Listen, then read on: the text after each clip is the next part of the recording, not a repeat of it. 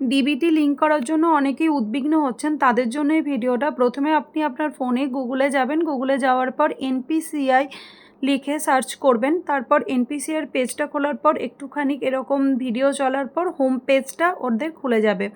First খোলার পর এখানে দিতে হবে হচ্ছে আধারের নাম্বারটা, আপনার যে আধার কার্ডের যে নাম্বারটা আছে সেটা।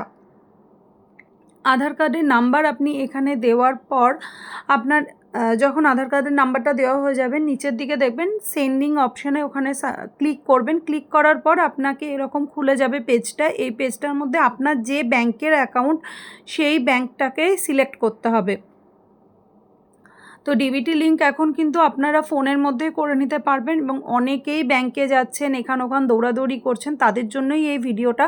তো এই যে দেখুন, আমি এখানে আমার ব্যাংক সিলেক্ট করে নিয়েছি। তারপর ফ্রেশ সেন্ডিংয়ে যেতে হবে। দেন এখানে আপনার অ্যাকাউন্ট নাম্বার চাইবে। অ্যাকাউন্ট নাম্বার দেওয়ার পর আবারও এখানে কনফার্ম অ্যাকাউন্ট নাম্বার, তারপরে নিচে যে বক্সটা আছে সেখানে ক্লিক করতে হবে। ক্লিক করার পর এই পেজটা খুলে যাবে।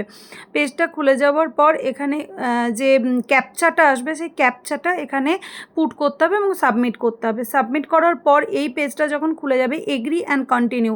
দেন আপনার যে মোবাইল নাম্বারের সাথে আধার লিঙ্ক করা আছে সেই মোবাইল নাম্বারে কিন্তু আপনার ওটিপি যাবে। সেই ওটিপিটা কিন্তু এখানে একটা টাইম দেওয়া থাকে, সেই টাইমের মধ্যে এখানে ওটিপিটা পুট করতে হবে।